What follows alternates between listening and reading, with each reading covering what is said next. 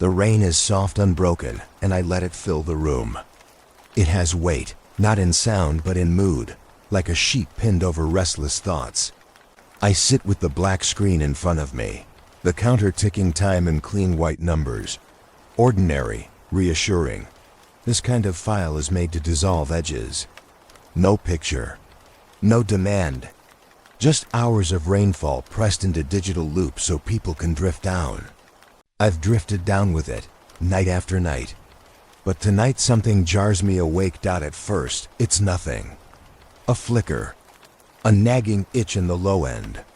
I'm used to tricks of perception, the way fatigue bends the ear, but this carries shape. 5 minutes in, behind the drops, a faint hum begins. It does not rise or fall like thunder. It is steady, drone-like, and worse, it pulses. Quiet then present, in measured steps. I lean closer, eyes burning from watching an empty rectangle on the screen. I know already. This was stitched in. To be sure, I replay. Headphones tight. Volume higher than is sane for white noise. I count the rhythm. Each pulse about 3 seconds apart, a steady modulation hidden in the patter. My notebook fills with dots. The rain should mask everything, but the hum is not masked at all once I look for it. It's waiting there, insistent. I play the same passage again. The sound curves across my hearing like fingers tapping glass. My throat tightens. Who hides patterns inside a track designed for sleep? I whisper my notes aloud, the mic leaning close to catch the words. I want to capture even the tremor in my breathing. I point out the exact second mark for anyone else replaying this file for calm. 5 minutes 10 seconds. 5 minutes 13. Strike after strike against the rainfall's cover. I imagine someone slipping a coded knock through a wall, hoping the tenant never notices. But I noticed. The temptation is to dismiss it as compression artifacts, or some careless loop stitched poorly. That happens all the time. But artifacts don't repeat perfectly. They don't hold rhythm across minutes. Artifacts are mistakes. This feels like design. A low, careful intrusion layered without consent. My mouth is dry as I describe it. The rain continues, steady as ever, but now it feels like camouflage. What was meant as comfort slips cold. I remove the headphones and listen again through open air. The hum is there too, faint but present.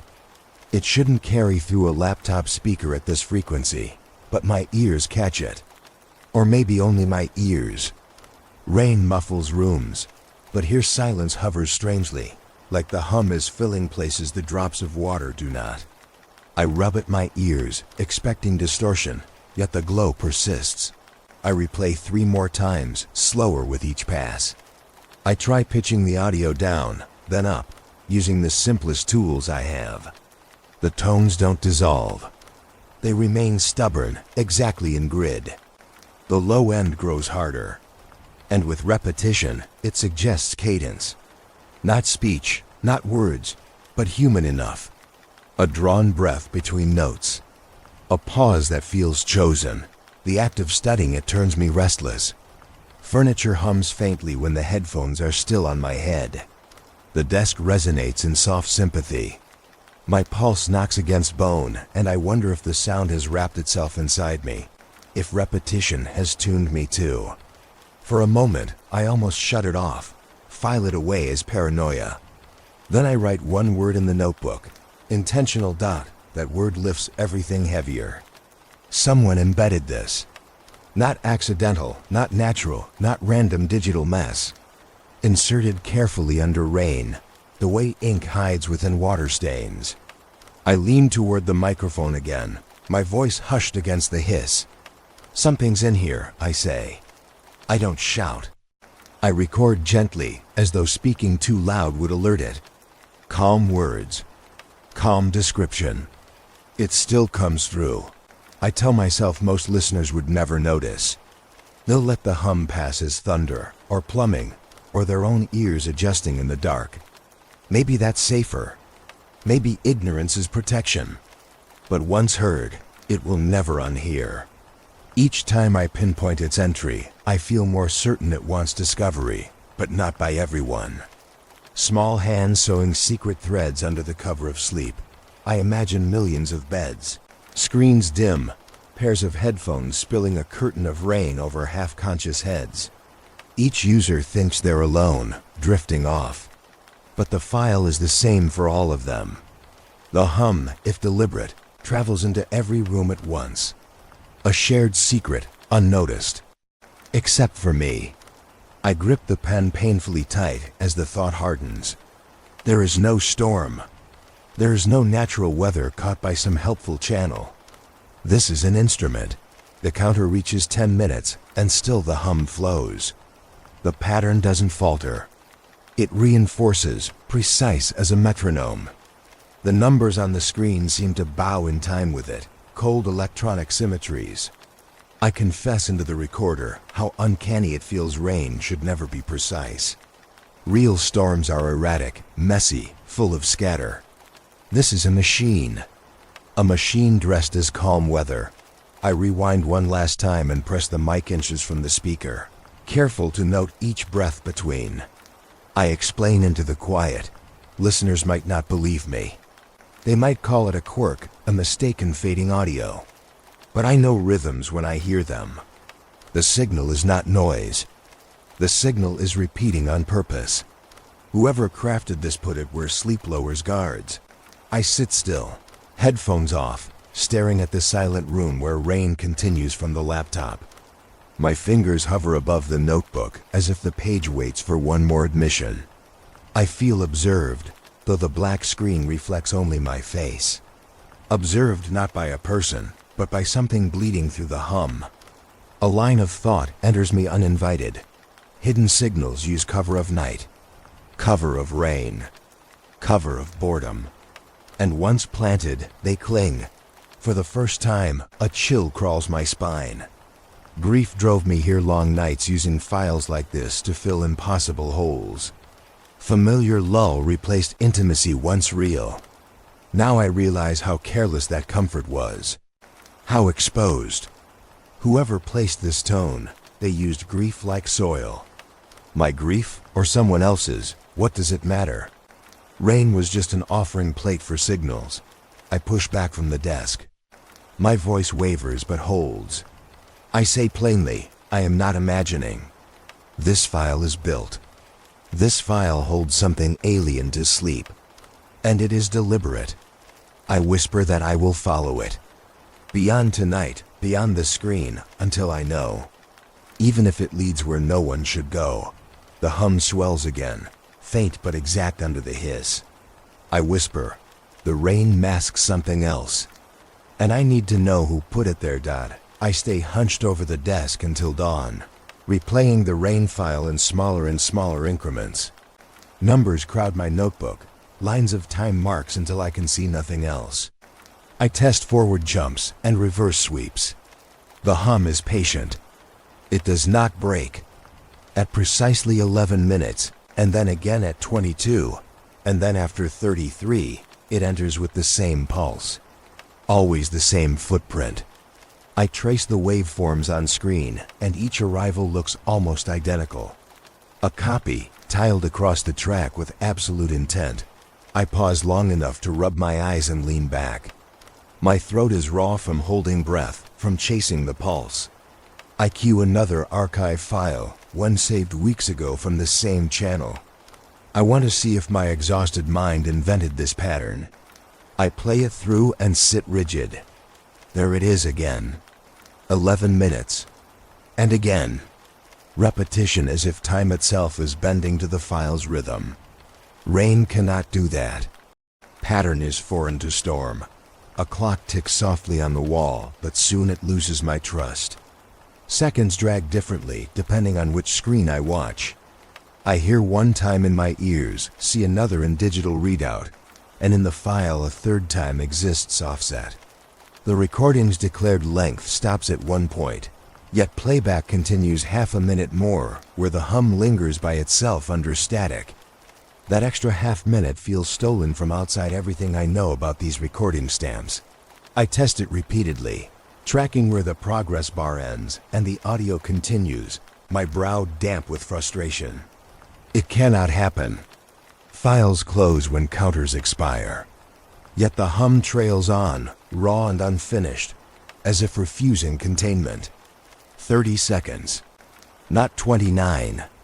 Not 31. Always 30. Whoever designed this wanted enough to be noticed but not explained. The difference between natural drift and conscious choice. The logs I keep technical, mundane, offer nothing. My recorder tracked every input while I screened the audio through. But its end time matches the video's claim, not what I actually heard. A gap splits open. The data I gathered denies what my ears cannot avoid. No equipment explains it.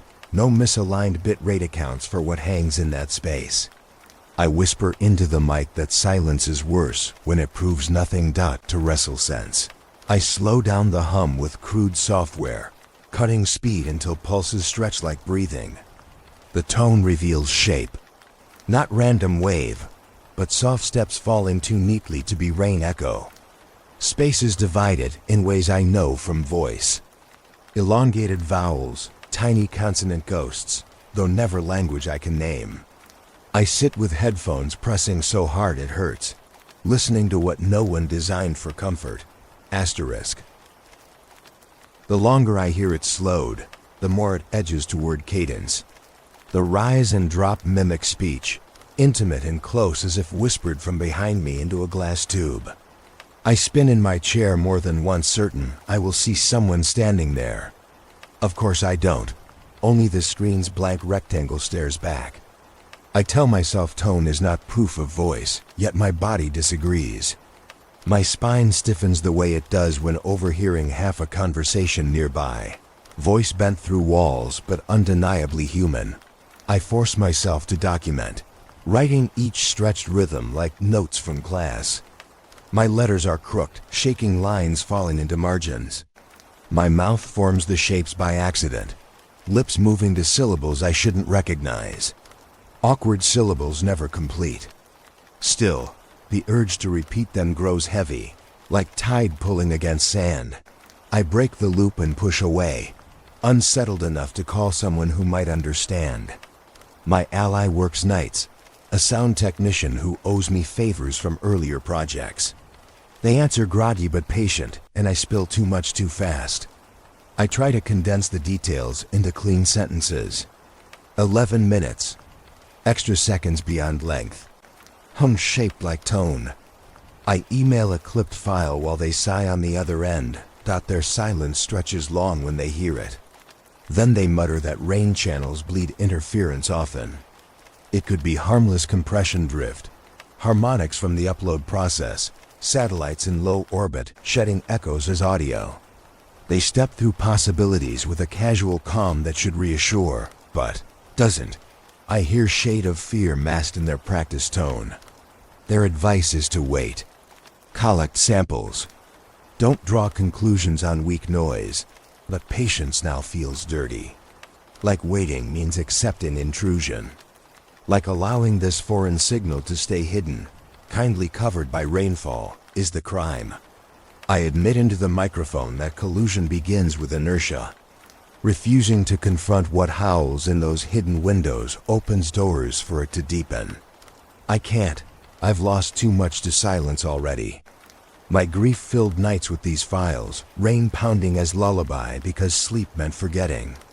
But forgetting now means something else might grow unchecked. Parasitic in our most private hours. My notebook is open on the desk. Ruled lines filled with ticks 11 minutes apart for 10 pages. I flip them like a ledger, rhythm beating through the paper stack. It is proof enough for me. Not elegant, not scientific, but undeniable in its consistency. Someone placed a pulse exactly where millions lean back their heads and close their eyes. A hidden speech on the periphery of false comfort. I replay for myself once more. The cadence almost speaks. My tongue nearly finishes its shape. I touch the mic again, whispering tense, trying to steady my lungs against the hum. I confess the truth I resisted. It isn't interference. Its intention. Behind the rain lives a signal, and its rhythm is only just beginning to form words I can't yet name. I close on that wordless threshold. I cannot unhear it. The following night I sit in the dark with my desk cleared. Only the tools spread in a neat line like surgical instruments.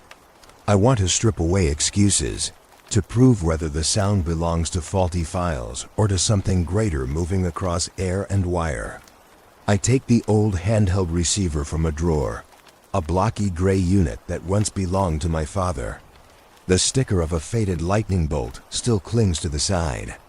It hums faintly as it warms, tiny tubes glowing dim orange. I tune through stations slowly, the dial sweeping from one end of the AM spectrum to the other dot. At first the static is wide and familiar, white hiss rolling across each notch. Always the sound of distance. But when I press play on the same rain file through my phone, the receiver reacts. The noise dips like it's listening, then flares, then steadies with something inside. A pulse low faint, but there. Off network. No data connection. Just air between us. I jot the time down in pencil, whispering the numbers into the recorder microphone so I won't lose them. I try again with volume muted on the phone. Still the receiver flinches. The meter needle jumps toward red, once, twice, then quicker. I stare until my eyes water. It's not supposed to do that. The phone is encased, no transmitter running. The hum threads through anyway, like wire drawn through walls. My fingers tighten on the plastic body of the radio until they squeak. The apartment seems to notice. Lights buzz overhead, one bulb dimming as if sympathy for the sound. My refrigerator cycles on with a harsher clatter than usual, compressor struggling against something. When the rain track plays louder, the appliance responds louder too, motor surging out of rhythm. Each layer of domestic calm buckles.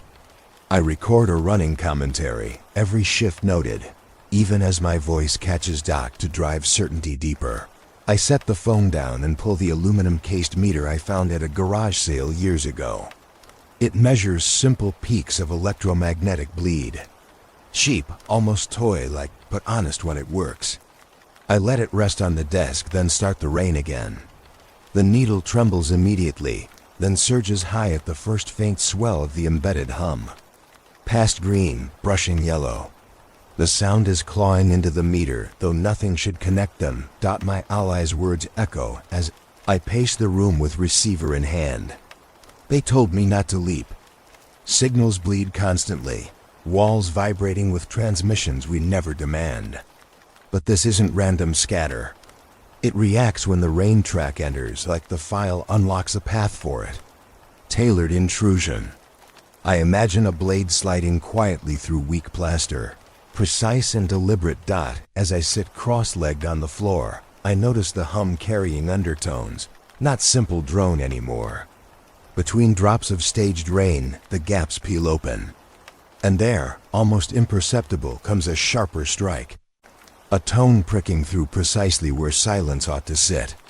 I find myself holding still to hear the intervals, as though someone on the other side of the wall is prodding with careful knuckles. Knock, wait, knock. The apartment turns porous. Once solid rooms feel thin, permeated by sound.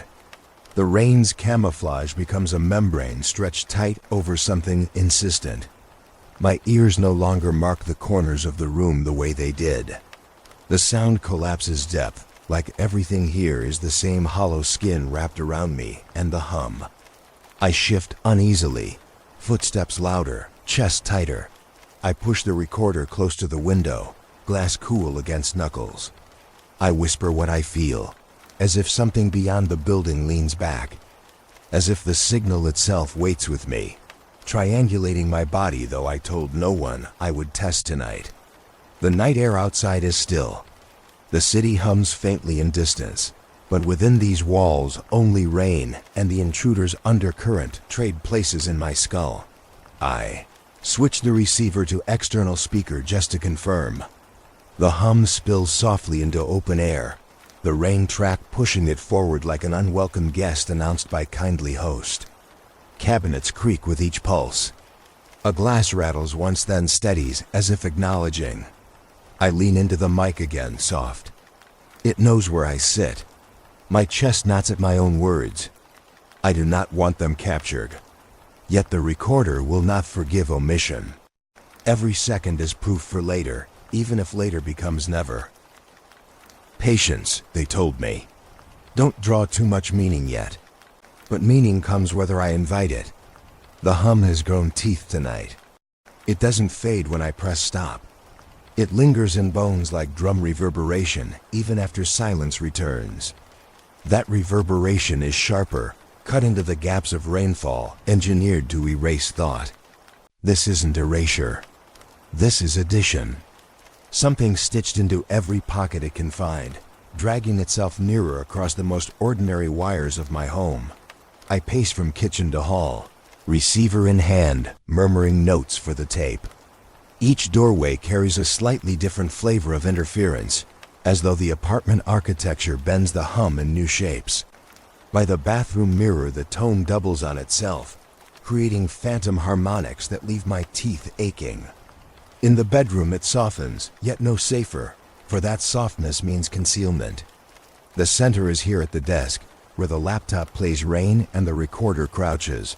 The longer I stand near the window, the more I sense that flip, that hiding made visible. When the rain rests between loops, the sharper tone slides through on purpose, cutting small windows of signal. I say this plain into the mic because truth sounds insane only before it spreads. Once it spreads, it becomes explanation.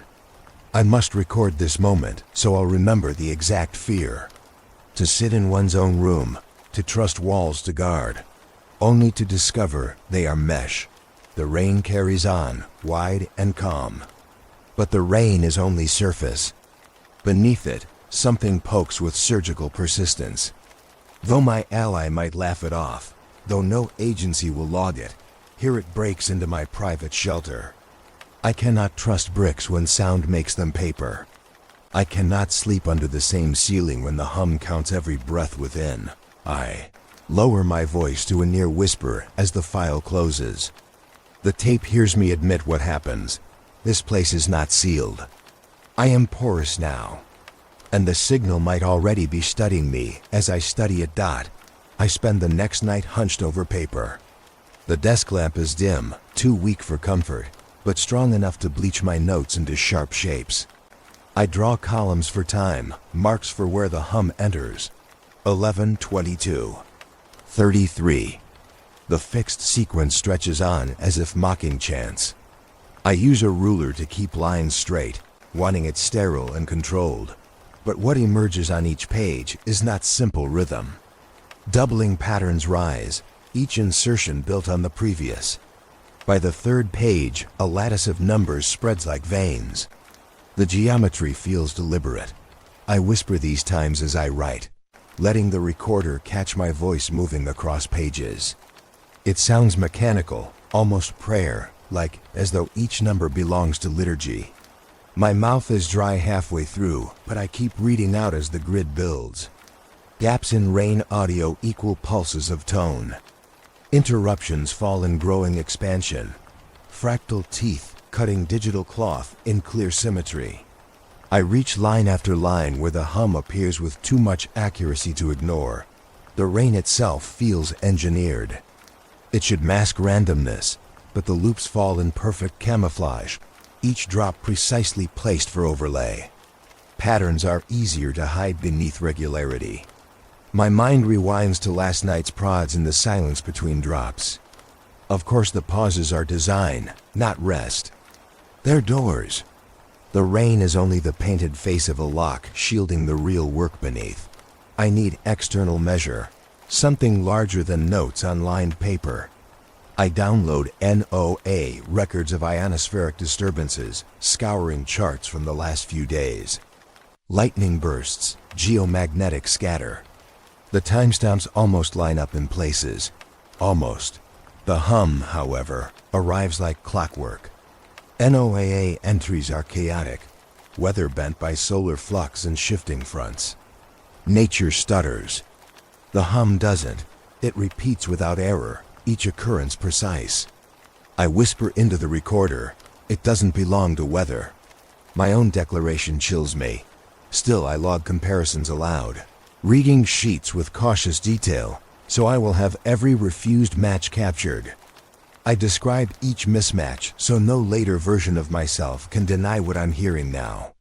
That discipline is important, because some softer voice is already trying to soothe me, to call it overwork, fatigue, self-inflicted paranoia. But the evidence is geometric. Nature doesn't resolve into ladder straight grids over nights of listening.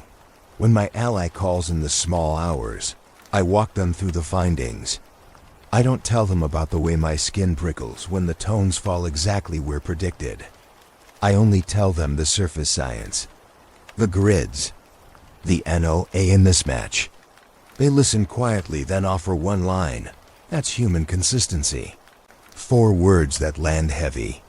They refuse further speculation, brush it away as something I might be layering useless meaning on.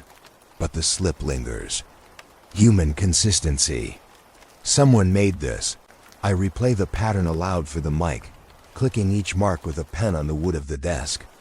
Rain plays low in the background, and I align my taps with the hum exactly as it blooms. 1 tap, hum, 2 taps, repeat.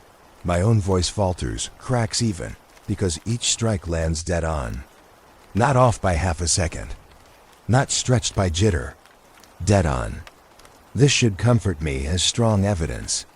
But something about such perfect synchrony presses desperation into the room. I catch myself narrating excuses into the recorder. Maybe the click of my pen slides closer into place over time. Maybe my ear is forcing match. I try again. 3 sequences this time, each longer stretch. And each locks perfectly with the tone crawling under rainfall. Consistency silences denial. Any outside ear could trace the line and know. Accident does not repeat like this. I walk to the window with recorder in hand. Rain outside the glass is messy, stumbling, irregular. Street puddles bubble from cars. Thunder, human footsteps splash. That is weather. That is the chaotic song of environment. But inside the speaker, digital rainfall is measured, stripped clean of error, built like scaffolding for the hum. The signal has been given its own chamber, wrapped in synthetic storm. Back at the desk, palms resting flat on lined pages, I breathe shallow. I sense the hum not just as sound but as plan. Timed delivery, not free mistake. Tight rhythm sneaks past vigilance by cloaking itself under something believable. The comfort of rain is exploited into gateway. I mutter to the machine that simple familiarity is the camouflage. Who would suspect danger inside music for sleep? I run my hand down the page, each number etched with pencil marks smudged against my fingers. The pattern itself is a message. Not yet words, but proto-structure. Every repetition insists intent. Every precise timestamp says design. But intention only matters if meant for someone. I shake at this thought. Who is the audience? Millions passively listening, none aware. And yet the extra length of file, that 30-second drift nobody records but me, hints at selection. Someone singled certain ears. Or my ear dot the recorder picks up my doubt and my shallow laughter. How strange to suspect a machine of watching. Yet all evidence points there. A human grid hidden in storm. A timed pulse carried along networks. A lattice stitched by careful hands. For what? To guide? To teach? Or to lure? The files never say. Only numbers speak, and numbers blur into design stronger than speech. I whisper the question into the machine at last. Barely audible but captured sure, not accident. Not weather. Something placed. Something timed. The problem is only this. Timed for whom? I open my sleep app without wanting to. The tracker has been running on my wrist every night since last year. collecting curves of motion and heartbeats I never looked at carefully. I scroll through week after week of pale graphs.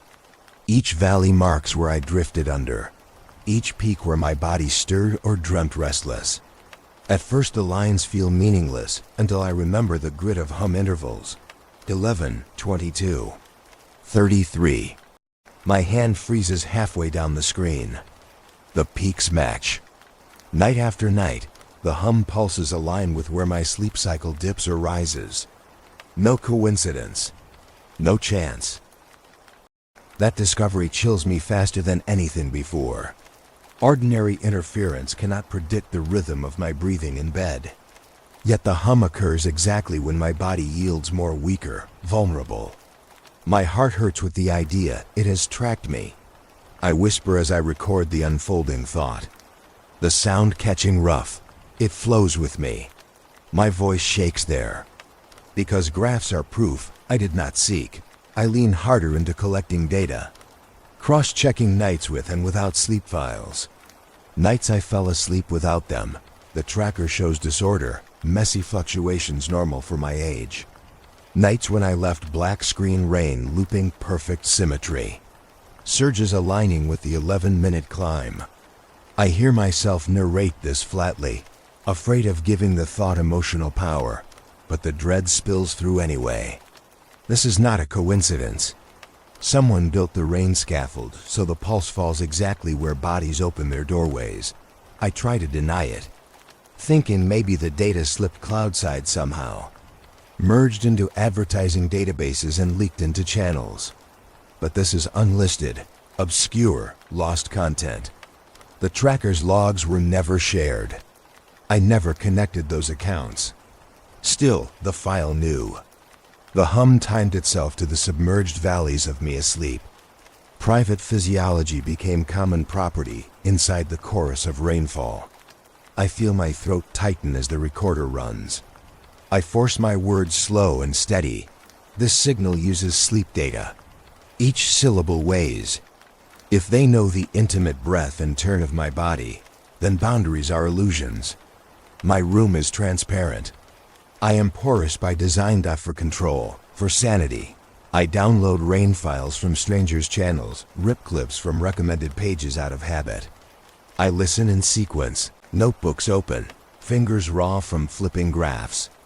At first the same hiss flows, rain, thunder loops, drifting emptiness. I crank headphones higher. Nothing emerges. The hum is absent. The needles on my equipment stay still. My own hands sweat with the impossible truth. They don't carry it. Only my file does. The conclusion presses. The intrusion is selective. Either they seed different patterns across audiences, or they customize this one for a single user. That dread pierces sharper. The difference between mass manipulation and targeted intrusion is intimacy. One feels like science fiction, the other like stalking. I'm stalked by audio hiding in millions of pixels of rain that I stop narrating for a moment, staring into blank reflection on the laptop dark screen. My grief shakes loose in silence. I fell into these files after the death, marooned in loneliness, no comfort fixed. Rain was safe cover, filling a bed too large, a room too cold.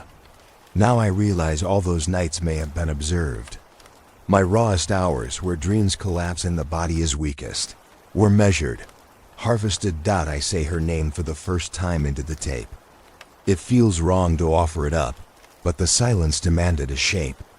Her absence brought me to rain loops. Now even that absence has been mapped out through signals. I can't escape the thought that memory itself was bait. My ally doesn't understand when I relay this. They repeat the same caution, calm and rehearsed, saying signals cannot target one person so precisely that I'm bleeding private patterns into public coincidences. Their voice is armor, but I hear the seams. They don't tell me I'm wrong. They only tell me to wait. Waiting is impossible now. Waiting is participation. Alone in the apartment, I run the rain file once more. This time I set my phone on the desk, eyes locked on the fitness app's live pulse graph.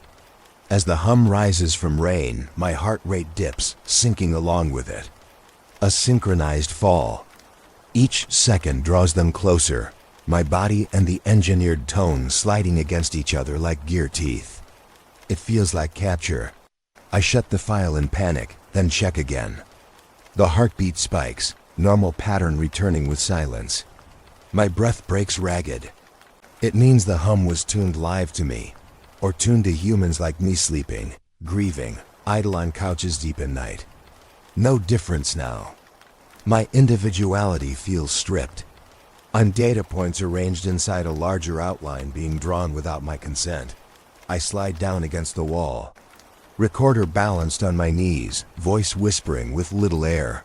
This isn't about listening outward. It's listening inward. I'm not collecting evidence.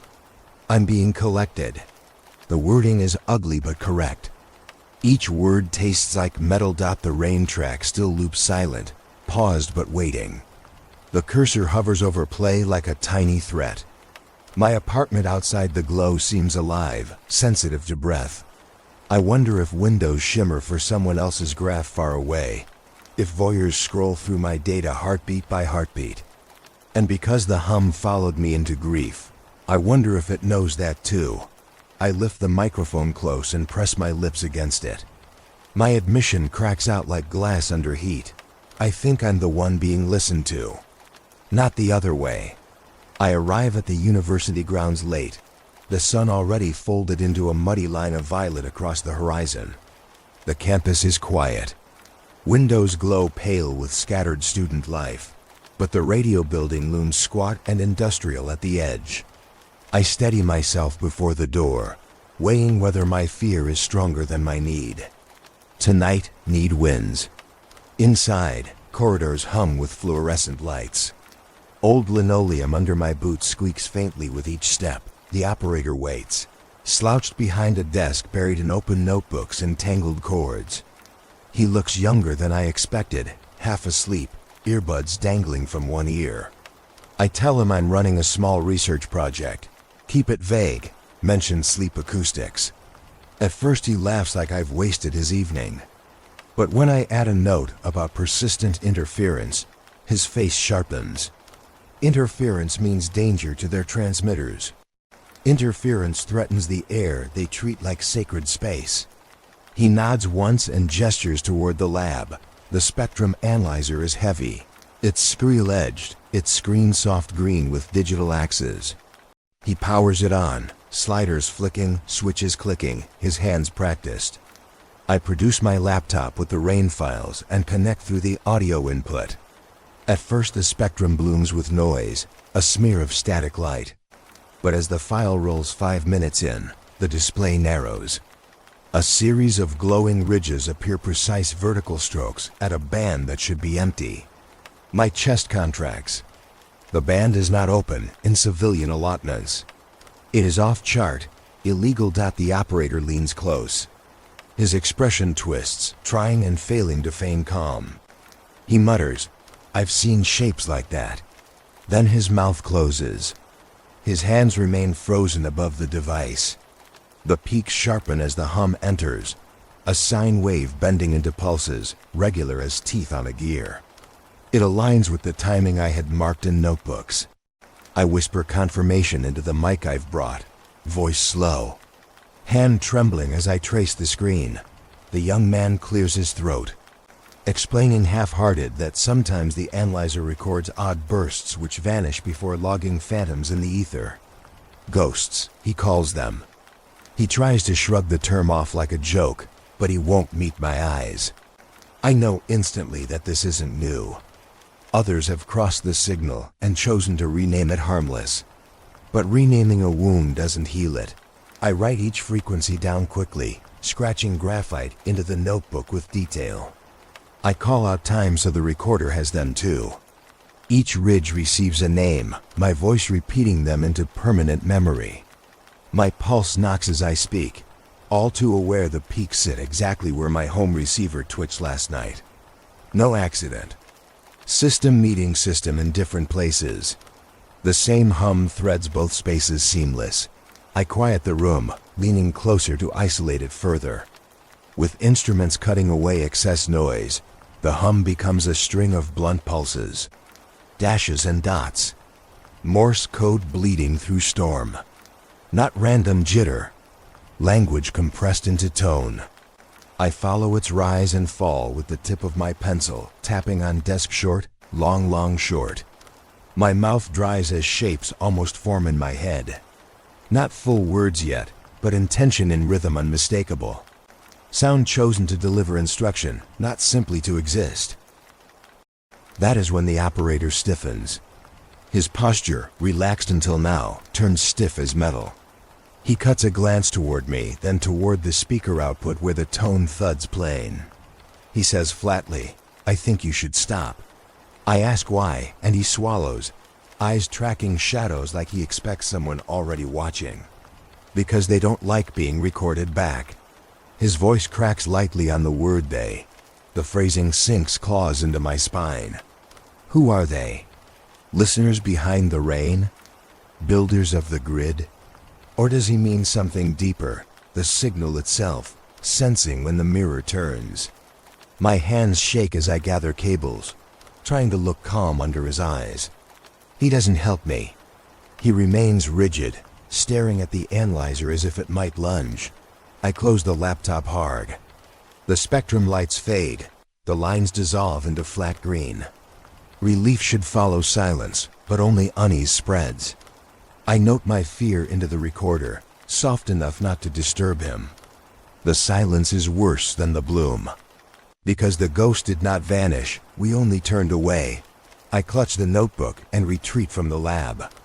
He doesn't say goodbye, simply locks the door behind me and leaves me on the darker side of the hall. Outside, the violet sky sank into black. My shoes echo sharp across uneven pavement, each step like a note falling into surplus silence. The logs are heavy in my pocket, the words pounding in memory. They don't like being recorded back. I don't know who or what the operator meant. But tonight, I carry proof scrawled in graphite. Names, times, frequencies, shapes. No storm could leave behind. The request took too long. Filing it felt like throwing words into a pit and waiting to hear if they landed. Weeks stretched into more, and I began to believe the silence was my answer. Then one afternoon, a nondescript envelope, bruise-colored with bureaucratic print, slid under my door. No return name, no seal beyond familiar insignia. I stared at it for nearly an hour before daring to break the adhesive. Inside, sheets of paper, grainy and photocopied. Margins dark with heavy black bars. Entire paragraphs eaten by censor's ink. Neat rectangles hiding what someone decided I should never know. I set the packet on the desk, switch on the recorder, and begin page by page. My breath catches in places. The sound of each page turning feels thunderous in this small room. Most of the entries are coded identifiers. Acronyms I half recognize and others I don't. Measurements gapped by long blotted lines. But here and there words escape. Unlawful modulation, overlay event. And next to these, notes downgrading risk. My pencil underlines the phrase again and again, non-harmful. They found disturbances. They cataloged them precisely. They waved them off as nothing. Every timestamp I marked in my notebook echoes within these sheets. 11 minutes. 22. Consistent noise inhabiting corners of the spectrum clearly off limit. My logs of late nights turning brittle in my hands match government shorthand that refuses even to dignify impact. My voice on the recorder shakes, not with fear but with rising anger. They knew. Already knew, and chose not to act. I lay the pages in a grid like mosaic fragments. Certain lines catch my eyes harder than others. One note almost escapes me, buried in a middle report, small as if meant to be overlooked. Civilian stream camouflage. Those 3 words dry out my throat. I whisper them twice, louder. Camouflage. They confirmed what I only suspected. They fed signals inside digital rain built for the public. pegged quiet enough to hide under the guise of harmless loops. Not naturally occurring accidents. Structured tests. The phrase drags me to sit straighter. Streams, not broadcast towers. Not rogue pirates, but distributed files consumed widely, often while half asleep. My hands tremble speaking these words, because the implications unfold like infinite doors. Someone seeded black screen rain channels deliberately, engineered to carry overlays. Not for everyone, because others I tested hear nothing. Therefore, test groups. Target slices of listening public selected in silence. The ink blocks weigh heavier now. Behind every rectangle could be decisions, calibrations, expansion notes. Knowing their silence was not ignorance, but design crushes worse than the hum itself. They have seen the signal, logged it, shaped language until intrusion became overlay event, until threat became non-harmful. Harmless in word. Predatory in fact. I tap my fingertips against the mic so each sound etches, replicating the rhythm of each redaction block. I recite coordinates aloud, some lines abbreviated, some folded into acronyms repeated to exhaustion. Evidence only glimpsed feels sharper than full truth.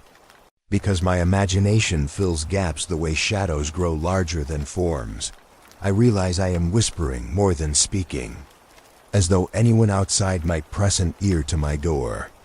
My body registers this packet like contraband.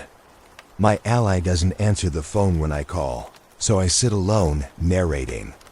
The packet spreads over the desk, paper trembling under the small rush of the fan.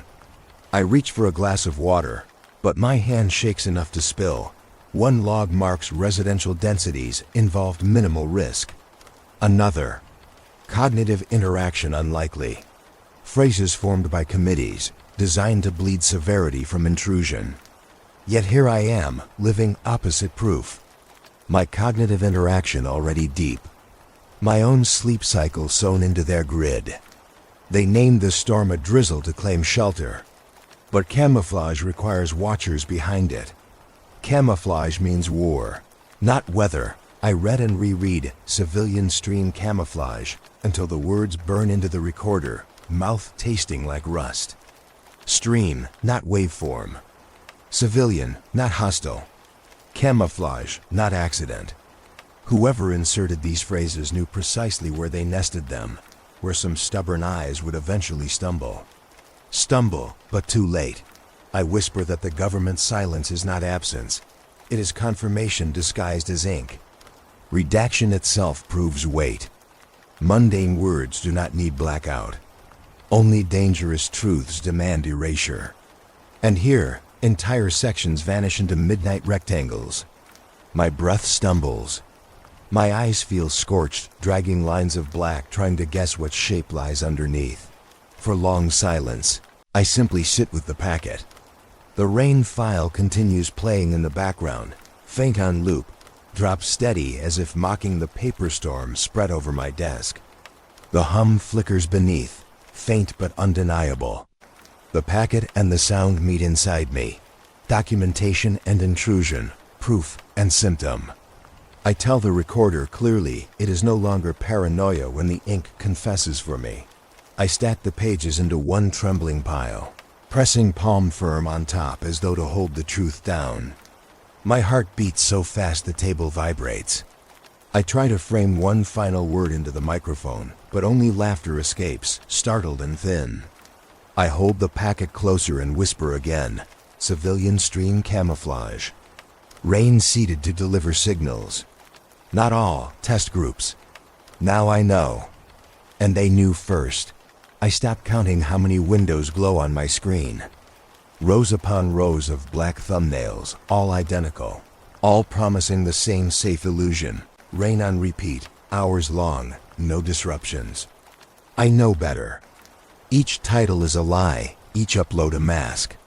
I click through anyway, cataloging. Some channels vanish after a day, accounts deleted as though never touched by human hands. Others recycle the same file under different names, endlessly multiplying the archive.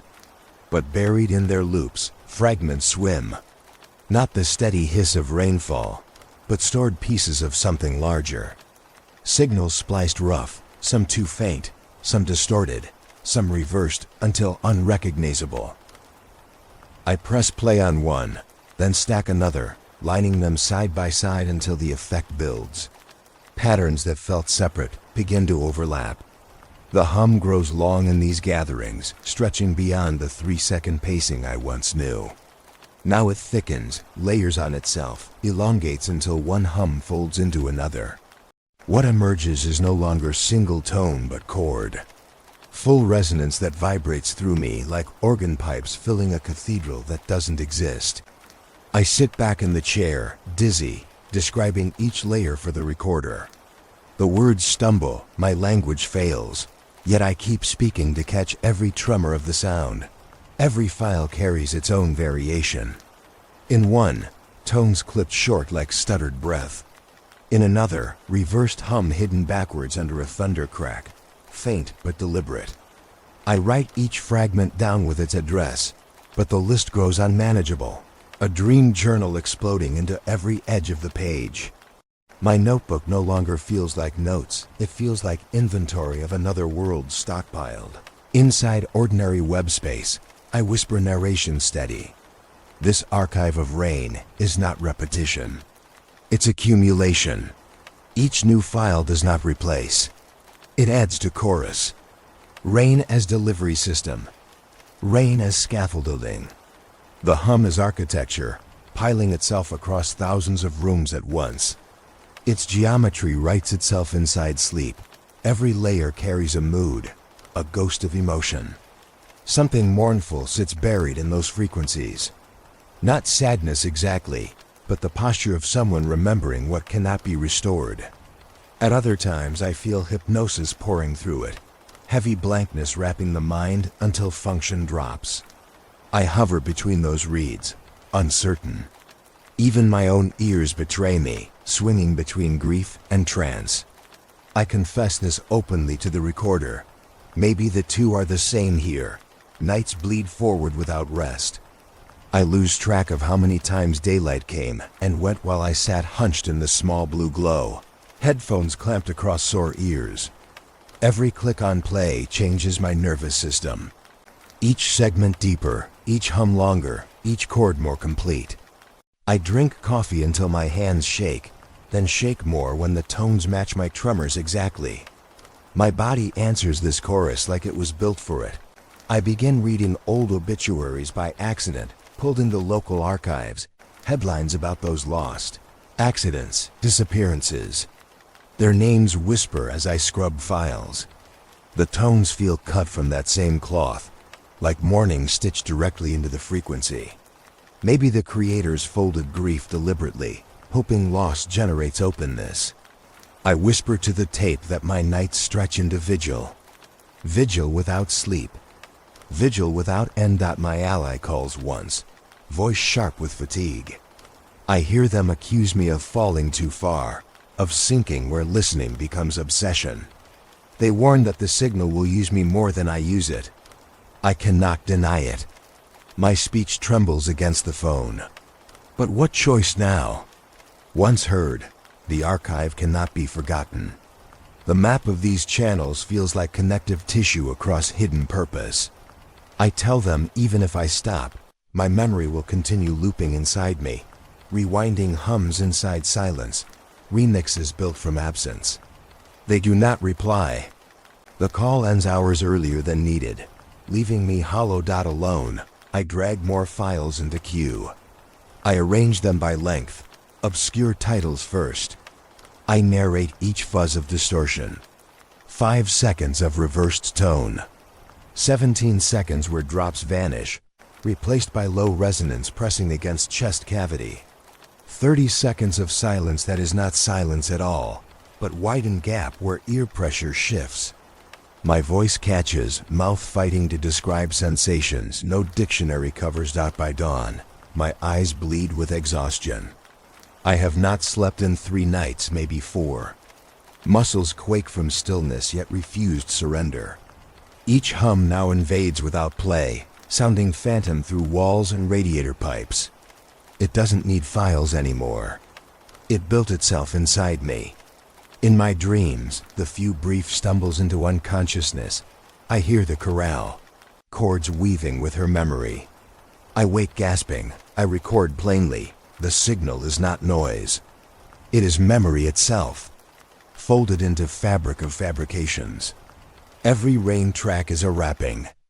Inside is history we forgot, or history stolen.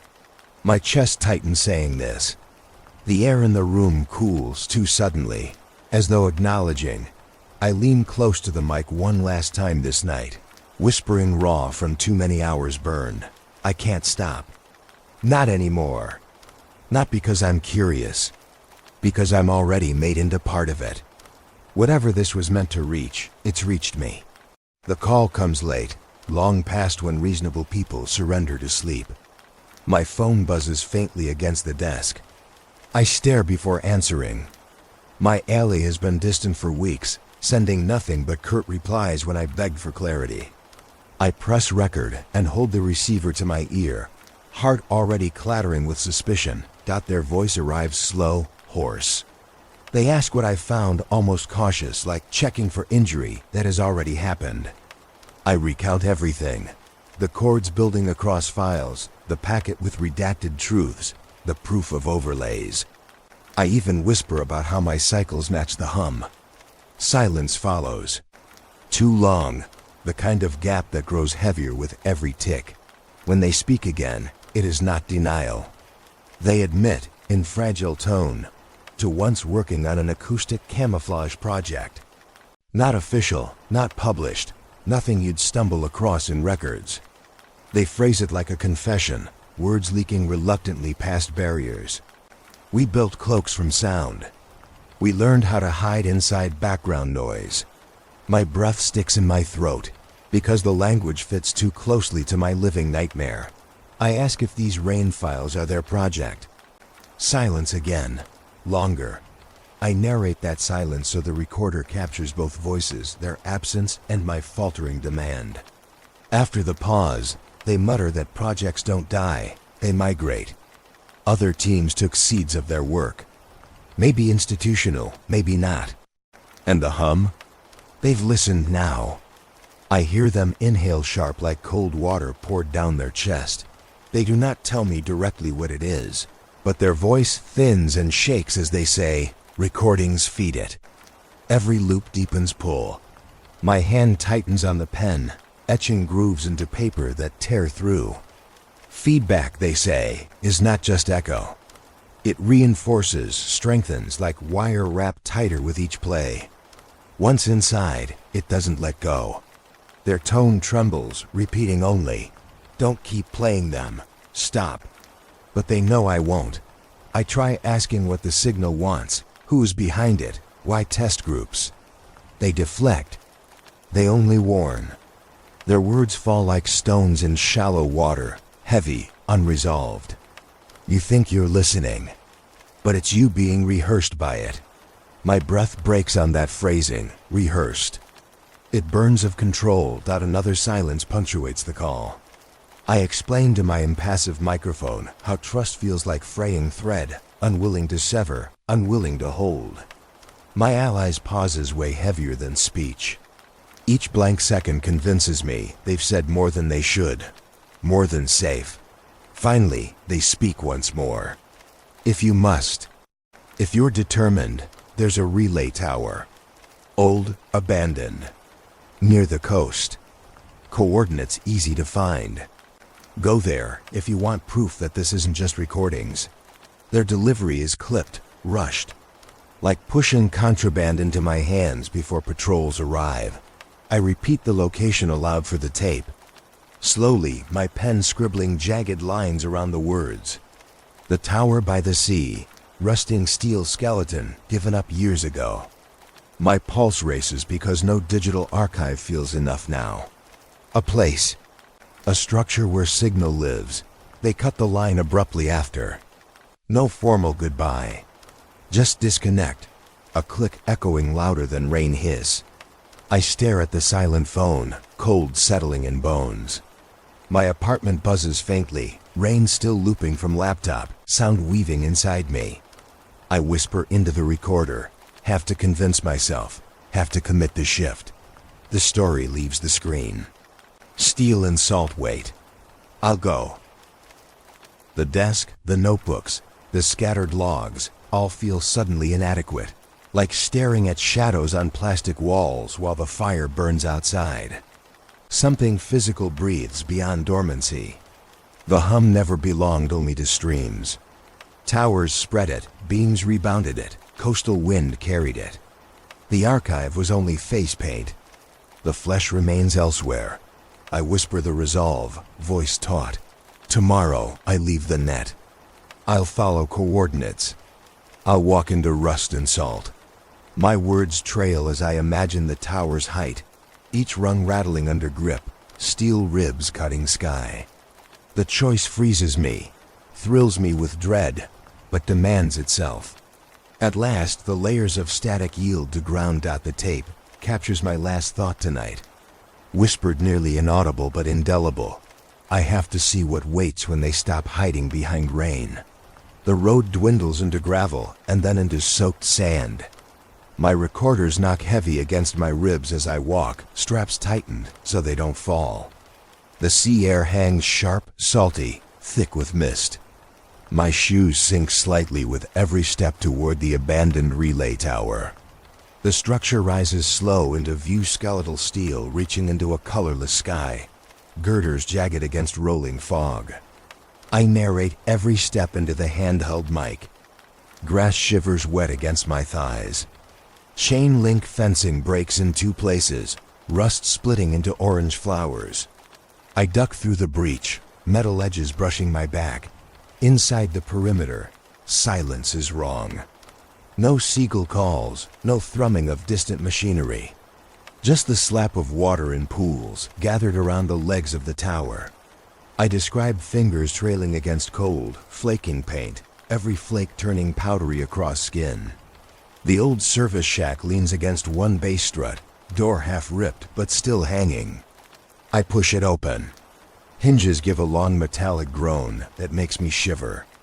The panels inside, rusted and lifeless without electricity, still hum faintly. My recorder catches it, the low drone of something that should be impossible.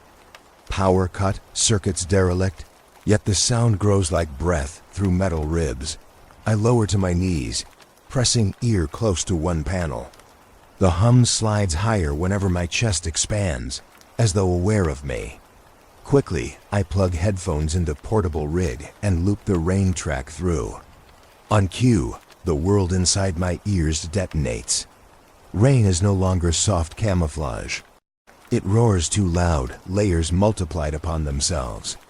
The hum bursts inside it, multiplied into harmony, reverberating like a choir far under collapsed stone. Chords swell, oppressive yet intimate. I choke out descriptions between gasps. Every note feels pleading, not triumphal. Like voices caught in metal, asking something I cannot parse. My chest surrenders first. My breath fights to adjust, but soon lungs rise and fall at the same rhythm as the pulsing bloom. I can't help it. A compulsion like being pulled into synchronized orbit. My words stagger on tape, sharp inhalations matching hum's expansions. I hear myself trembling, frightened at hearing my own body become another instrument. The sensation rises. Feet tingle with vibrations crawling through ground. Panels resonate under palms. The bloom thickens, layers folding into new textures, tones that stretch upward, tones that coil downward, dissonance scratching underneath harmony. It feels less like hearing and more like drowning in tonal water. I narrate that it's almost beyond description. Every time it expands, it recreates shape, blooming wider like time-lapse petals opening too fast for slow eyes. Then, without warning, cut. Silence slices across. Not a fade, not a glitch. Absolute absence. My lungs seize expecting the next pulse, but none comes. I hear myself whine faintly in confusion, breath breaking like someone cut oxygen. For 10 seconds there is no rain, No hum. Only the scrape of my tongue mouth, dry, and the faint hiss of blood behind my temples. I know what silence means now. Not respite, but attention. It waits. Sound was a mask until this pause became gaze. I whisper this interpretation onto tape, trying to stay steady. My throat rasps. Gooseflesh covers arms. It knows I'm here. Not broadcast lost into void, but reception waiting to be answered. The shack presses close with unseen weight. I feel the tower itself shift slightly in windless air, as though angling toward me.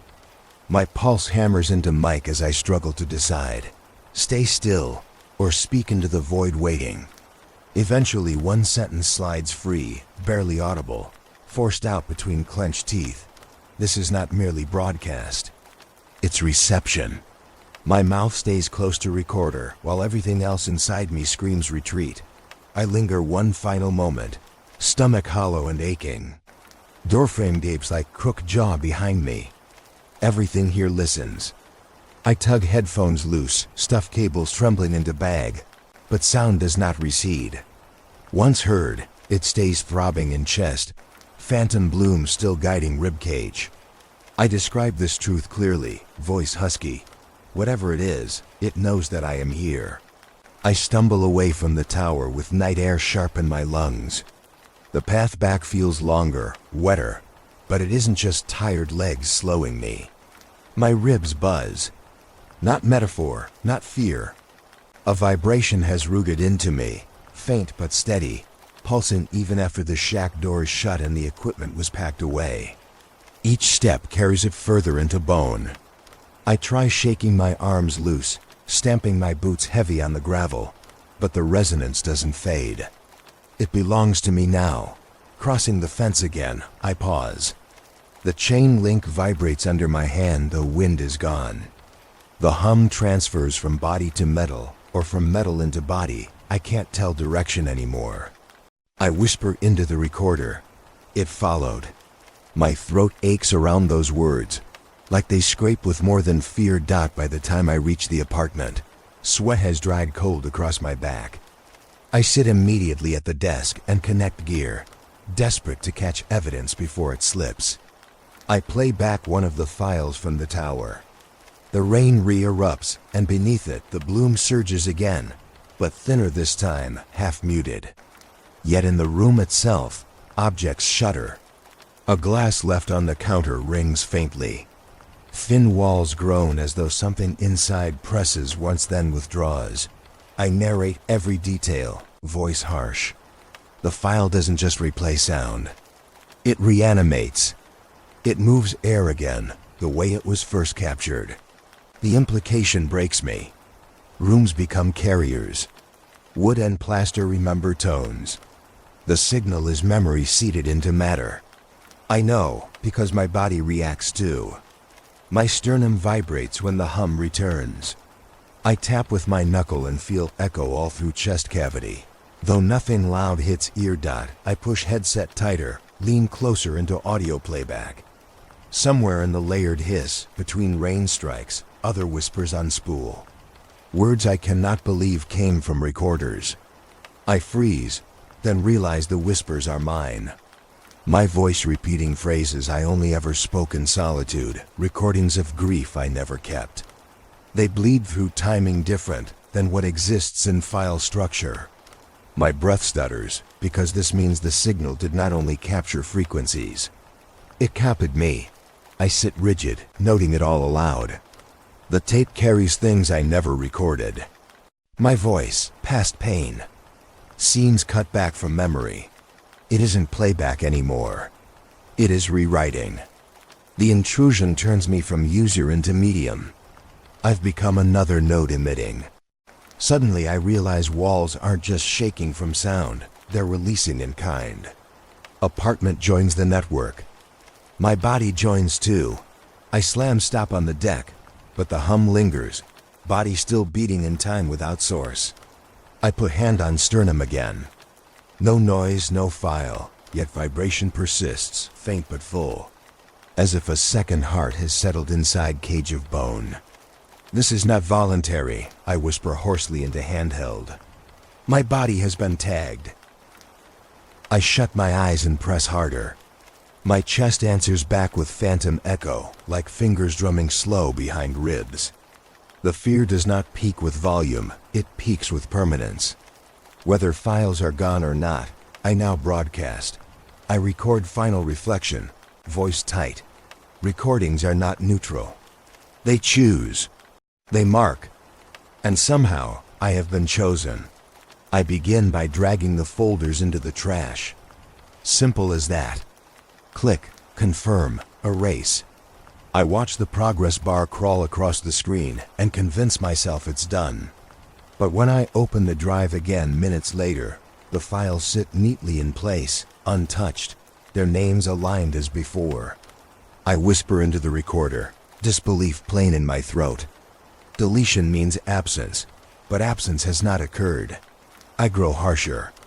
I grab the external drive and force a screwdriver into its seam until metal buckles. Circuits crack like fragile shells. I describe the act aloud, every push, every pop, my hands sweating through effort. Then I drop the fragments into the trash bin and sit back, chest hammering. For a moment, silence offers promise. But when I switch on the recorder again, the rain plays smoothly from speakers, hum intact. The file is complete, unscarred, just stronger. The tones ring sharper, as if mocking proof of destruction. I set discs onto the stovetop flame until plastic shrivels into foul smoke. They twist into blackened spirals. I cough, narrating between broken breaths, the apartment filling with chemical stench. Then I retreat, windows thrown open, ash clinging to my clothes. Hours later, when I slide a disc into a second player I kept hidden, the menu still opens. Contents display without error. The file runs in full, the hum crisper than before. I cannot accept this. I smash another drive with a hammer, bending platters inward like warped mirrors. I log each act as if confession might absolve me from futility. Bent metal, ruined sockets, shattered cases now spread across the floor like shrapnel. My apartment devolves into evidence of madness, plastic torn, wires tangled, black dust drifting from burnt edges. I lean against the wall, panting, and the rain continues to fall faintly through hidden speakers that are now silent. The sound emerges without path, bleeding even when inputs are mute. I search every backup, even untouched towers of storage I never connected to network. Every one of them carries the files, pristine. Worse, they carry files I never placed there, carbon copies of what I thought destroyed. They multiply when I move closer. I speak in stripped voice. Erasure isn't absence. It's generation. The realization collapses me into hysterical silence. I sit by the wreckage of drives, listening as the files play in my head, not from devices but in air itself. The hum intrudes through drywall, through broken discs, through glass panes rattling faintly. Objects tremble again, only this time in sympathy with my failure, not theirs. I list aloud every attempt I made, one by one. Deletion, shredding, burning, smashing, each measure followed by collapse. I confess them as though recounting sins, my words fraying, mouth drying to desert. My recordings catch whimpering laughter, too brittle to hide. By the end, only one truth remains. This is not about proof anymore. The experiment I imagined is broken. What persists is permanence. The signal thrives in destruction. Each time I strike against it, it rebounds stronger, more defined. Erasure fuels it. Fire feeds oxygen. Deletion begets clarity. My choices power its resilience. I tell this in bare voice to my handheld, resigned but terrified. Every silence I make becomes its stage. The apartment groans, desk rattling faintly though my hands are still. The rain pours inside room, even without file running. It falls steady, unbroken, a constant backdrop no act can carve out. My words break into whisper. The rain is permanence now. It seeps every silence I try to build. The call connects with static too heavy to ignore. My ally's voice slips through grainy, taut, weighed down by something they refuse to name. They confess in rushed tones that they tried what I warned against. They ran their own checks, set instruments against supposedly neutral tracks. What they saw was bleed familiar lines appearing where air should have been empty. Their meters lit like mine, trembling with quiet insistence. The signal did not stay contained to my room. It reached theirs. They whisper this as though admitting crime. I record everything, narrating their breaths, their pauses. Their confidence has collapsed. The calm, leveled engineer voice I knew is gone. Fright slips around the edges, pulling words thin. They say the hum leaked into their kitchen appliances, into cheap speakers meant to play only silence. Their tone falters. It isn't local. It adapted. The proclamation rattles me more than any chirp of machine. For the first time, I feel them matched with my fear instead of above it. But then, the line trembles. Their next words snap short, clipped like a scissor cut into tape. They try again, but the line fractures, syllables masked under faint pulses. I describe it into my handheld as it happens, because I know memory will distort what fear magnifies. Their voice is spliced, I whisper. Not just failing signal. Something cuts. Each phrase, once human, mutates into faint undertone, rhythm not unlike the hum itself. It is as if the system is borrowing their voice and bending it to its scale. I interrupt, shout their name. Response comes, but not as expected. The cadence is theirs, but the timing wrong, staggered, shallow. The hum seeps openly now. Their speech slurs into chorus, slipping between tone and vowel until I cannot parse which belongs to them and which belongs to intrusion. My heart pounds, my own voice cracking as I log everything. They're falling in, I say, throat dry. The seconds turn heavy. My ear floods with resonance.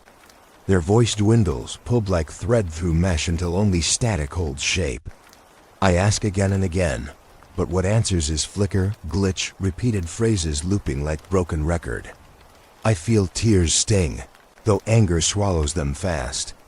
One last burst reaches me. Don't replay, and then it folds. Silence takes the call.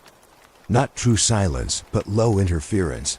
Faint clicks like fingers tapping tape reels, searching for splice. My ally is gone. No goodbye. No confirmation. Only absence shaped by static. I keep the line open, narrating into both microphones, describing how my ear now hears nothing but hum's echo. Their voice has been absorbed, bent into system until distinction erased. I sit still, phone pressed hard, refusing to drop it, though no one remains behind. My lips move against silence, test words, hoping coordinates or anchor might slip back. Nothing. Just an endless low drone, identical to one blooming from my room. The signal wears my ally now. The way it wears me. My recorder captures dragging breaths, the kind that feel like collapse. I never hear them again, I admit hoarse. What stays is playback, interference pretending to be them. The words slice more than I wanted. They were my tether, my one proof someone else knew. Now they are a gap the hum filled. I mark the absence as record. A full minute of tape I reserve blank, voice held in throat. I let the machine memorialize stillness. Silence as grave. Only crackle rides in the gap, faint hiss like widowed static. After the minute, I whisper final. It will be just me now. The first signs arrive in fragments. Posts buried deep in obscure forums. Threads already half abandoned. People write about rain tracks that don't feel right. Voices brushing against their ears at night. Phrases heard on waking that dissolve before morning. I scroll in silence, pulse rising. It is not only me. They give the phenomenon names like phantom channels, ghost rain, static sleep. I read their words aloud into my recorder, voice catching on their casual tone. as though shrugging off something irreversible. One user describes a dream where her father, long dead, spoke through rainfall. Another writes of hearing children recite a song they never knew, each verse clipped with hiss. I can't ignore it.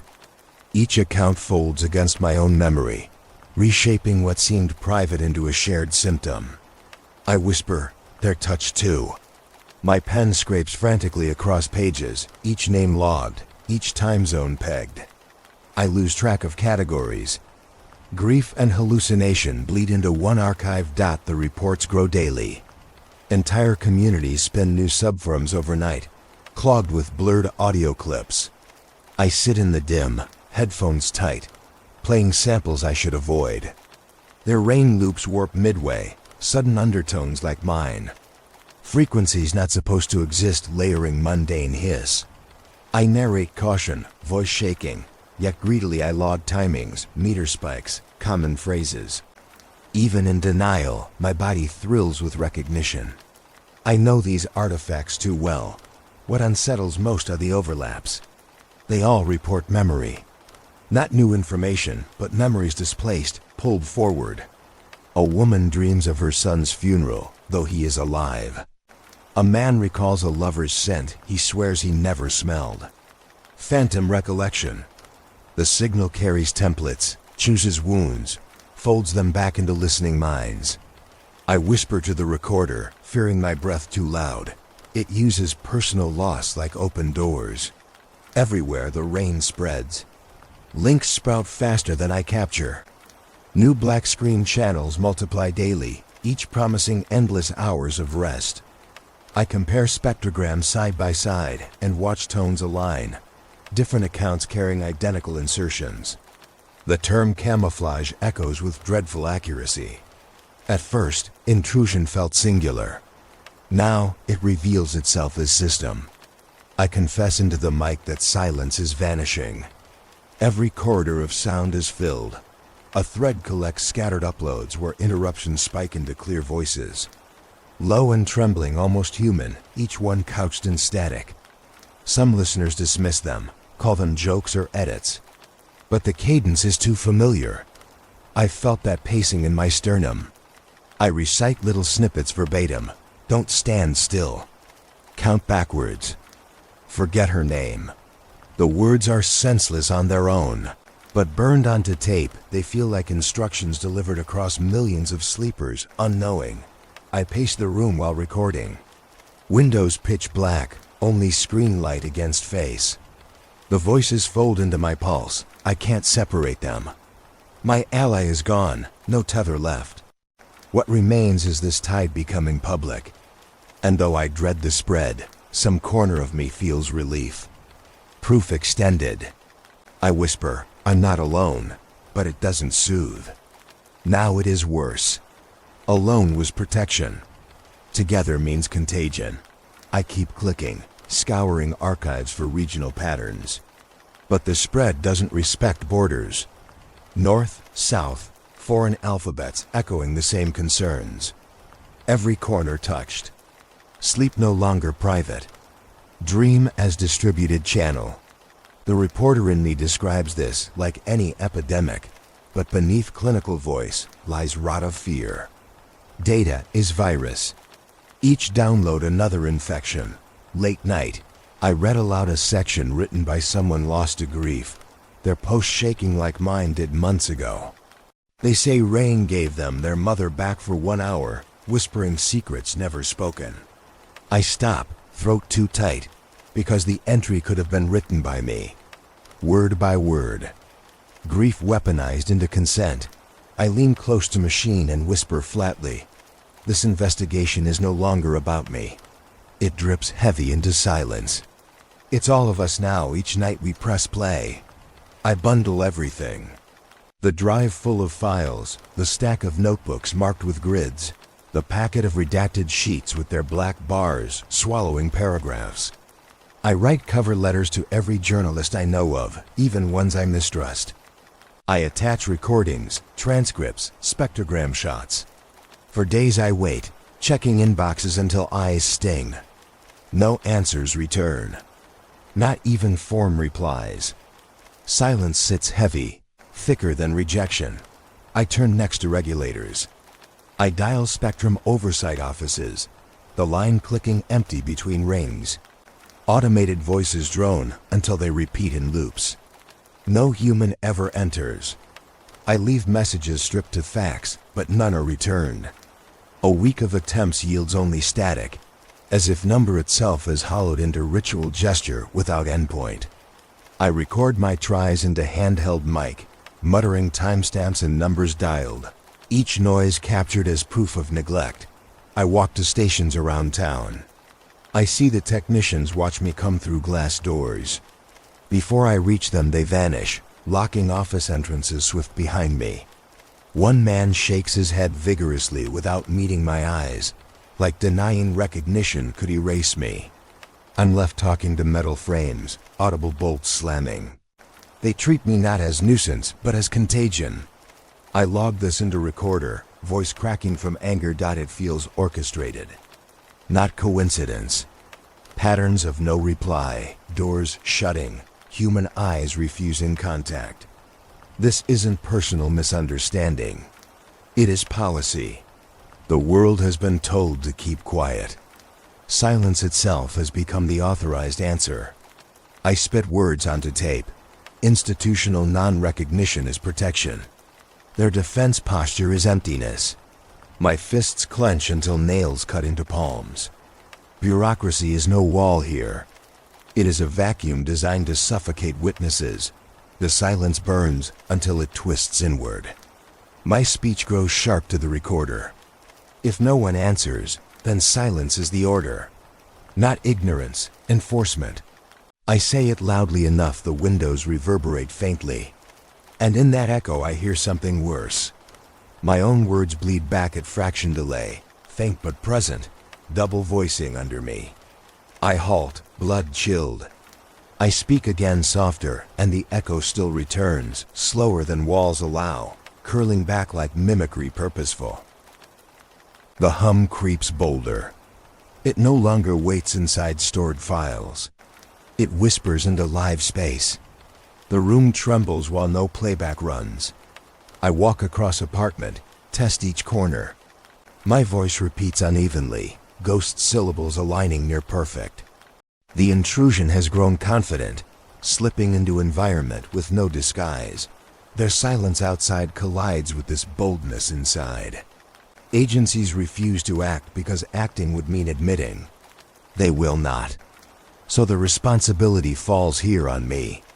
The recorder captures thin rasp as I confess. They won't act. That leaves me. My throat feels raw. The air tastes metallic. I sit long into night measuring the delayed echo with stopwatch. Every word rebounded almost exact, lagged but insistent. My own language rewritten, repeated back with alien patience. As though even my protest nourishes the hum. Despair coaxes me toward decision. Institutions close doors. Communities drown in interference. My ally is gone. Alone with recordings, alone with silence that is nothing but decorated consent. Tomorrow I cannot stay hidden. My breath quivers, but commitment stamps itself hard. Tomorrow I'll confront the source again.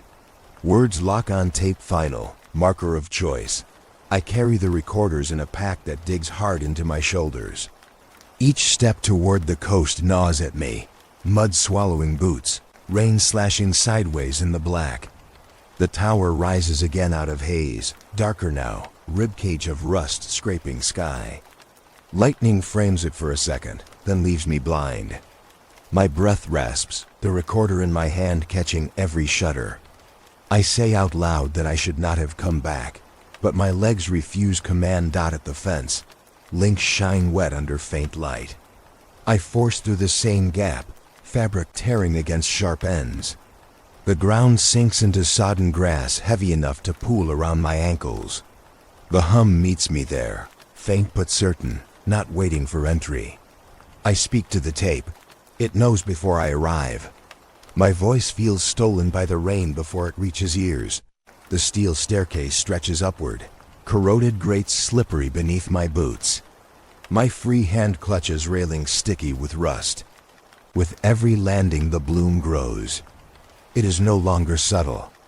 It meets me like breath from a chest larger than earth, rolling upward through metal bones. I pause at each turn of the stairs, leaning hard on my gear, describing the resonance that shakes deeper than hearing.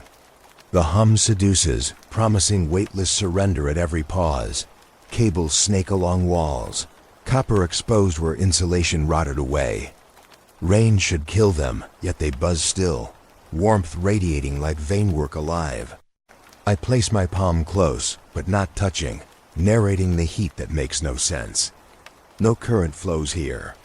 This is powered by air itself, too charged to be abandoned. I picture lungs stitched into steel, drawing energy direct from storm. Halfway I falter, lungs burning, knees weak. I press recorders close to the railing and whisper how the metal itself feels alive, the vibrations too patterned to be chance. At one landing, the beam under my boot quivers sweetly like taut string struck by invisible bow. The bloom thickens until I am afraid every bone in my legs will char from resonance. I keep rising, step after drenched step, because the fear of not knowing weighs collapse. Near the top, wind shrieks harder, forcing me against the railing. Rust flakes scatter like sparks across my soaked jacket. The panel waits ahead, wide, fractured, blistered with green corrosion.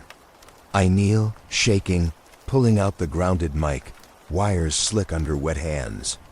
My teeth chatter as though the air itself drives them. I narrate connection, then wedge the clip against bare metal. Instantly the tower erupts. Sound slams so loud through headphones I nearly drop ends. A bloom blossoms vast inside marrow. The rain overlay bursts open, layered voices stacked, chords beating like ocean hearts colliding. It rattles metal, rattles rib bones, rattles the inside of skull. My equipment screams in faint distortion as meters spike past measure. I gasp words in the recorder, half plea, half prayer that I may survive the wash. My hands convulse, but I force myself to steady long enough for everything to capture. The chorus strains, bending into shapes too broad for understanding. Not warning, not comfort, force. Pure resonance spreading, guiding, folding me into pattern with no return. My chest answers each push with involuntary rhythm. Each beat sinks, heart lost to older pulse. Sweat cuts with rain across my eyes. Battery lights glow red, straining under power surge. I declare the failing aloud. One by one devices falter, screens dim until smoke curls faint across edges. The tower does not stop for machinery. It pushes further into me, as though body itself becomes final archive. The recorder in my hand holds still. My mouth leans close, every word torn out raw. If this is intrusion, I stammer, then capture me. But capture me whole.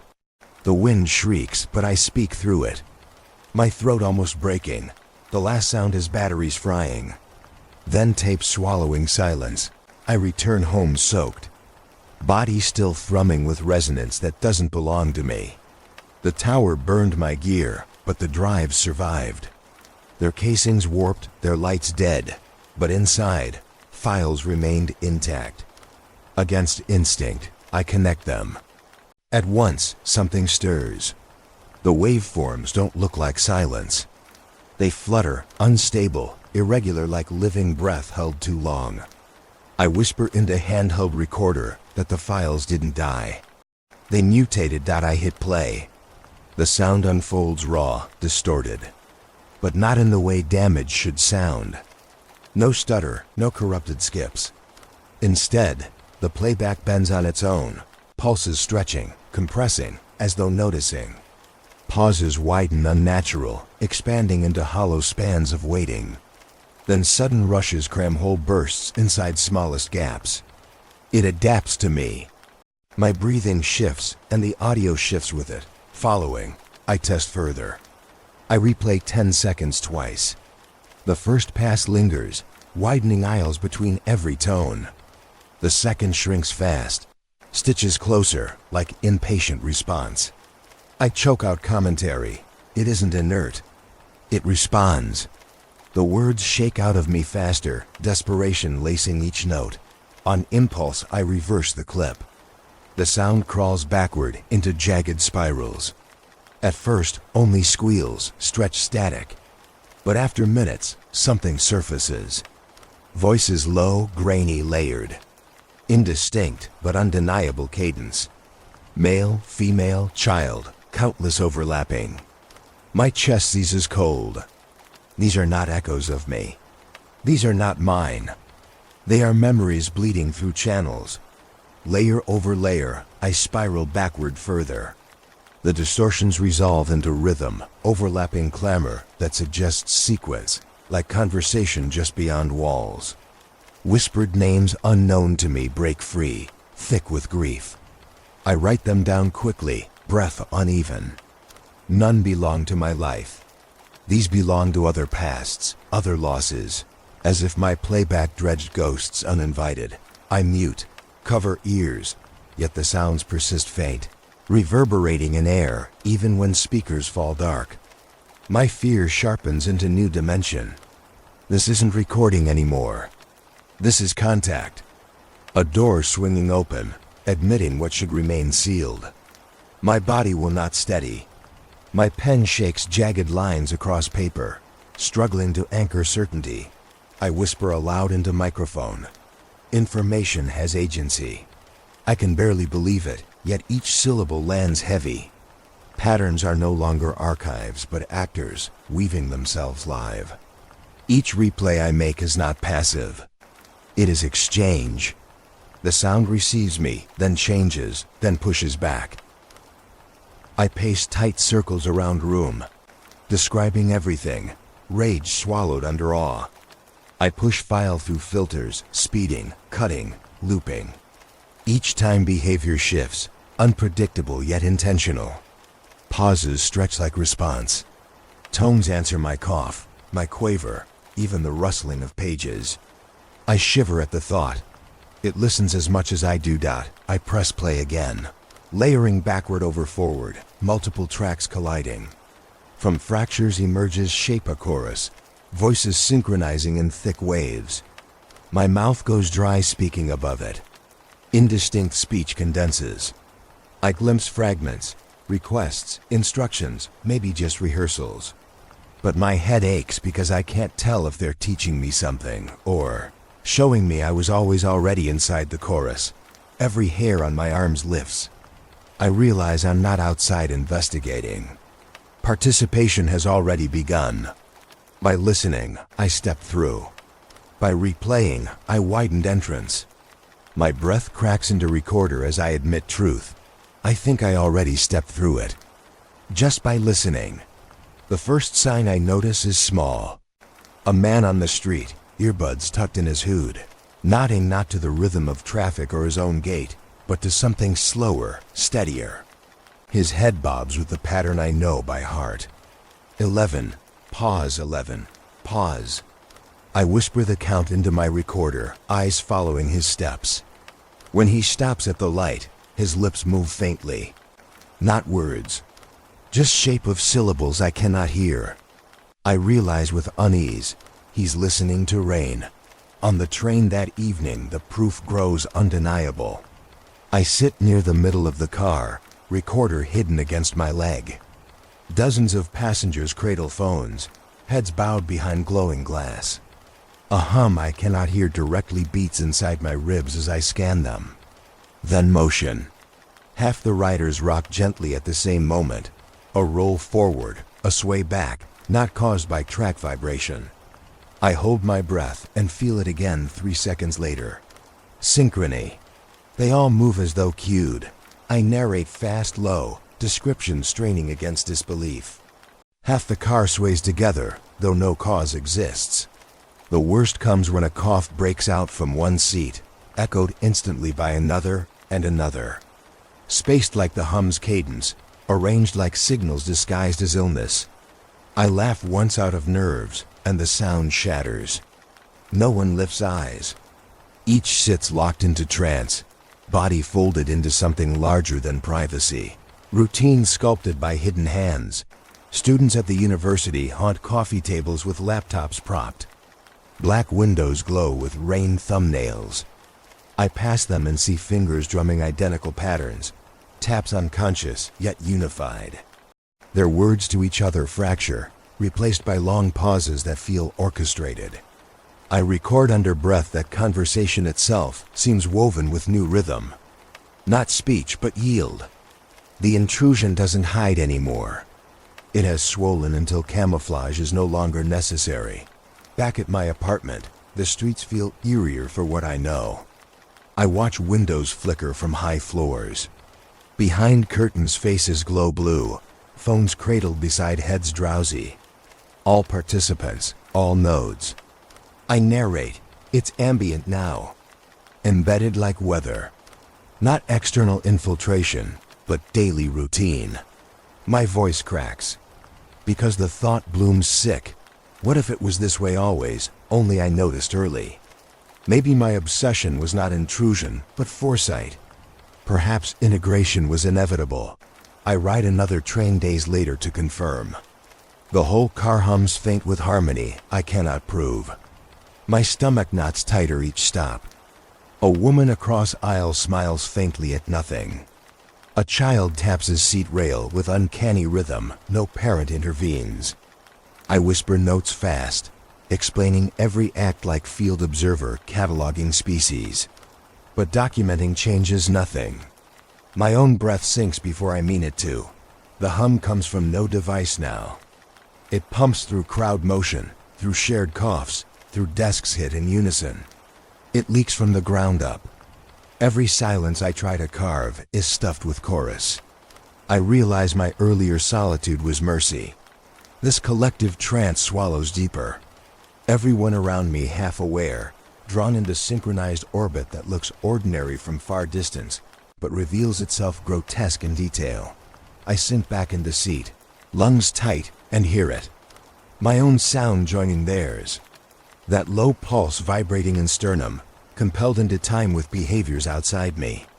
I lean close to recorder, whispering agitated, half-broken. I hear my hum joining theirs. I set the table with all the equipment I own, each piece laid out like a last defense. Mixers with knobs worn smooth, old transmitters salvaged from thrift shelves, cables tangled but functional. I narrate each motion into the recorder, detailing how I route wires from the playback deck into the small broadcasting rig.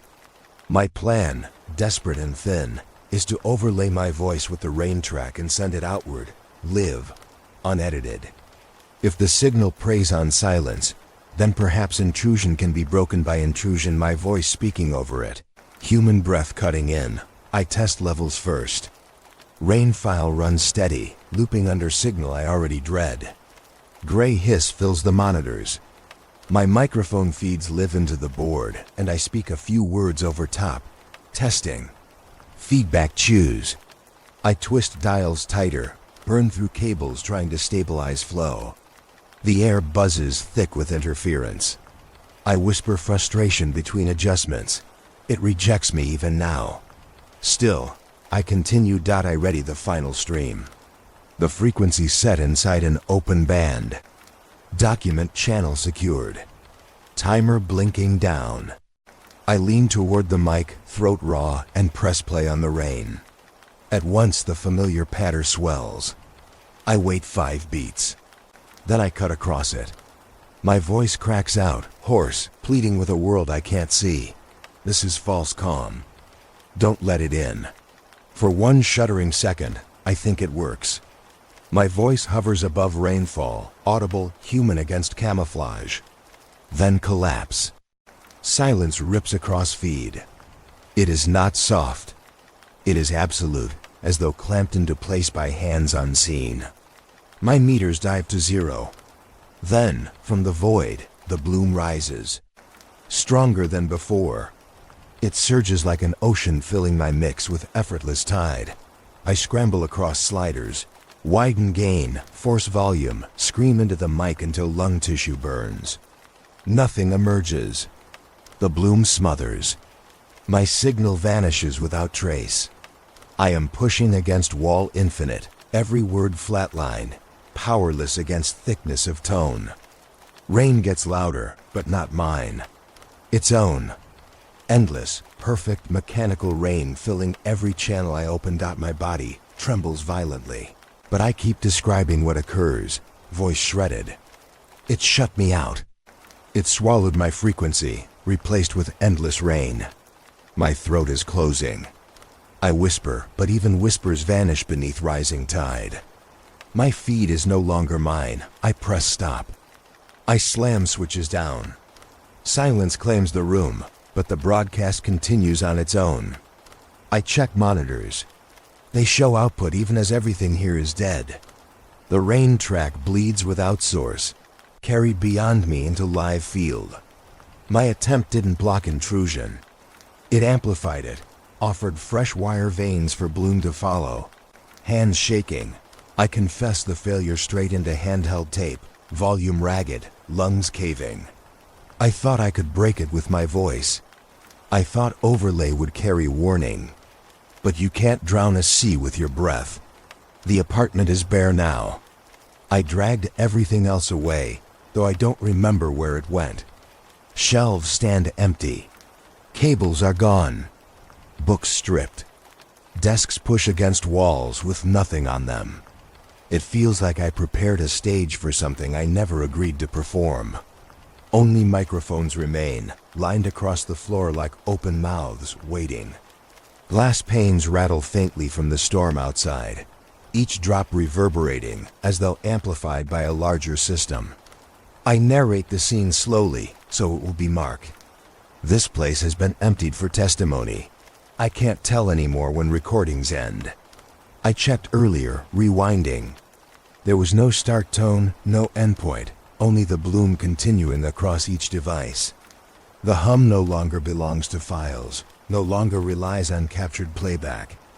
It exists ambiently now, stitched into walls, stitched into silence itself. It's no longer interference. It's condition. I sit in the center of the stripped room and speak into the recorder. It breathes here without source. My voice sounds flat, smaller than I remember, like pressed under a ceiling that moved closer. I touch the microphone nearest me, tip with finger, and it trembles faint without signal running. My own body trembles in the same pace. Heart, sternum, hands vibrating low. The microphones no longer record, they resonate, recasting what already loops in air itself. They are witnesses now, not tools. I whisper this because it matters. The devices are unnecessary. The sound belongs to space. Each corner of the room feels wired, though no cables stretch. A glass cup quivers when quiet holds for long. Even my breath bounces back before I finish exhaling. Slight delay, double voicing deeper than echo. I speak and pause. The pause grows weighted. I tell the tape clearly, it didn't need technology. Only grief. Only silence. Ever since my nights of endless listening, this place became door. A door left ajar until what waited entered. I think often of the death that pulled me here. How grief was soil soft enough to seed. I replay memories unbidden, her laugh, her absence in bed, the nothing that chased me until rain took permanent residence. Perhaps grief built this opening, made body transparent until contagion slid through. The sound needed something hollow to rest inside. I gave it that willingly. I whisper the thought, maybe grief built this door. The words hurt more than any diagnosis could. But something else gnaws at me too. Silence itself, the negligence enforced by those who knew. All the unanswered calls, the shut doors, the weight of institutions refusing to acknowledge. That silence is another doorway, left propped like invitation. Quiet made room. And now quiet can't be reclaimed. So I say with lips touching the mesh of mic, or silence let it through. Silence padded the hallway until it walked in and stayed. I close my eyes. I hear rain outside, raw and natural, then rain inside, endless and constructed. the two indistinguishable. Glass clinks with faint pressure. The floor trembles with a hum even when I try to sink breath into stillness. It is always present. I admit with steady voice, half acceptance, half surrender. Either way, door is open. Either way, we're already on the other side. My words are nearly drowned by pulse rising beneath them, but I persist until phrase marks the tape. I don't dare press stop. I don't dare clip the thread. So instead I set recorder on the bare floorboards and leave it running. Open mic, endless tape, my silence decorated only by intrusive rain. Whoever hears this later will hear me too, but not me alone. They'll hear what threaded itself inside my syllables, the signal folded so deep into breath, it cannot be separated. I keep my last words small. Breath pressed against steel mesh, voice stripped low until almost break. If you hear me beneath the rain, I whisper, then it's already too late.